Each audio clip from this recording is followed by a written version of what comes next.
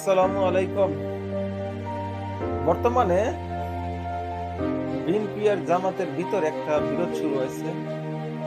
অনেকেই গণমাধ্যমে বলতেছে যে জামাত ইসলাম নির্বাচন একটু স্লোলি চাইতেছে, যে ডক্টর ইউনূসকে একটু সময় দেওয়ার জন্য। এখন বর্তমান বন্যা, ছাত্ররা, অসংখ্য ছাত্ররা এখন হাসপাতালে আহত, চিকিৎসা নিতেছে।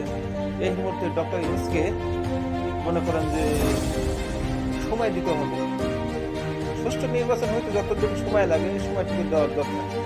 এই কথা বলতেছেন জামাতের আমির ডক্টর শফিকুর রহমান। এখানে বিএনপির মহাসচিব মেজর ফখরুল ইসলাম আলমগীর বলতেছেন যে অতিরিক্ত দ্রুত বেগে 3 মাস অথবা 6 মাসের ভিতরে নির্বাচন দিতে হবে।